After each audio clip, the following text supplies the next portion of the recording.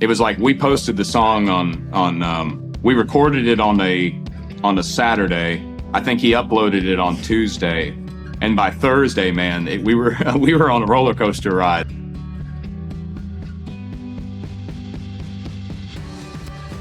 You know, I've had people say that I'm a fence sitter and that I need to have some sort of call to action.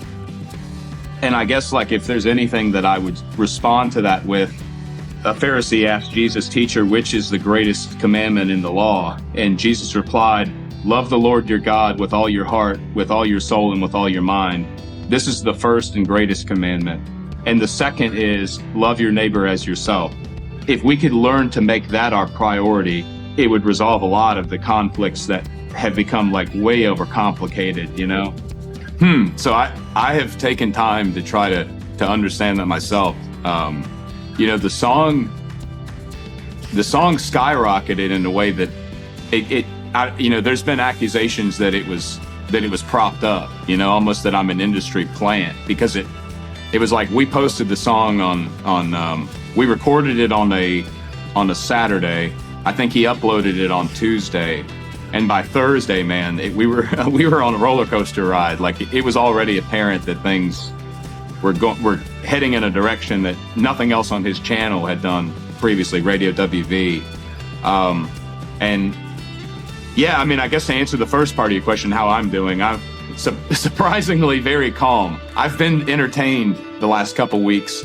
I've been given sort of an unfair advantage of how the internet works and how narratives are spread in certain directions to, you know, people form opinions about things. Like, for example, me playing the Super Bowl, you know, I've gotten a lot of comments and messages saying that I'm a sellout, that I've decided to sing at the Super Bowl. But that was just an internet meme that someone created on Facebook.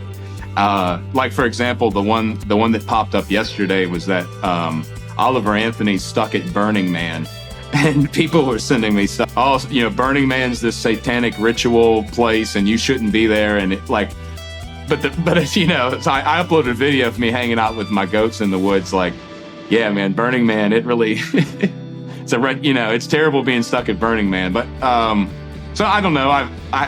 I try not to take myself so seriously, and I've tried not to take this situation so seriously. It's just, I'm blessed for the opportunity to be here. I mean, even just being able to have a conversation with you is surreal.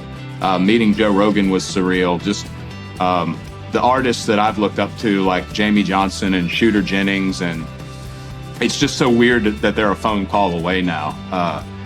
So I'm doing well. Like I, you know, as I'm sure you know, like the last couple of years haven't been so great for me anyway, as far as my own perception on life. And so this is exciting to have a new opportunity to dive into. It's really what I've been wanting to do for a long time. I've just been so terrified of the idea of doing it, but here I am. Like, there's no going back now, I guess. So music is important to me individually. Like, these songs that I wrote for me, and inadvertently, it has helped a lot of other people, like not just Richmond, north of Richmond, but I've Got to Get Sober. Like, that's one that I just recorded on my Android phone. And if you look through the comments and emails I've gotten, I had a gentleman the other day at Moyock. We played at a farm market, and he told me that his brother had committed suicide. He had been struggling with drugs for years. This is like a big, gruff guy, like a guy that looked like he could kill me with 2 fingers. And we hugged each other, and as he cried and told me this, like, that's what's important to me, is like, people are just so desperate to restore some element of humanity back in our life that we've somehow lost. So I don't want to, I don't want to make this into some enterprise where everything's about beating the algorithm and being at the top of the charts and posting in social media at just the right time to capture the most audience. Like that there's plenty of people who are out playing that game, and they're good at it, and I'd like for them to continue to do that. I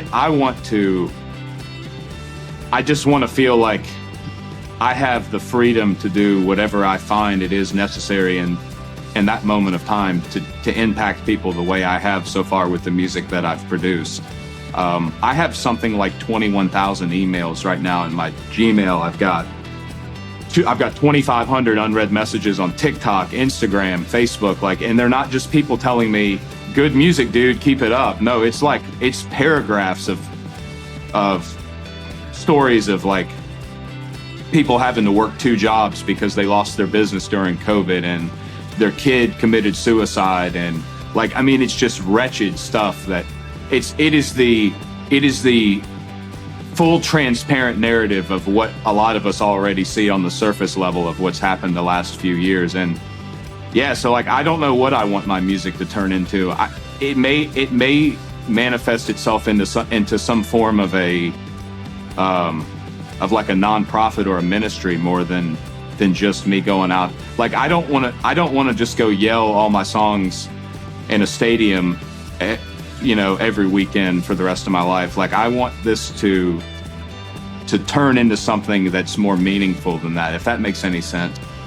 They say never meet your heroes, but I've gotten to meet quite a few of my heroes the last couple of weeks, and they have ridden the roller coaster of signing a big deal and playing shows and being in those contracts and in that algorithm. And they are, I can't speak for everyone. I'm sure there's people that love to go out and tour and do it, but a lot of my heroes in music that I've talked to are not happy doing what they do.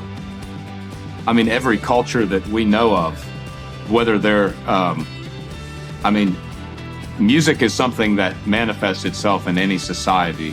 And the more that people suffer, the more they lean on music, Some of the best music's been written in the worst of times.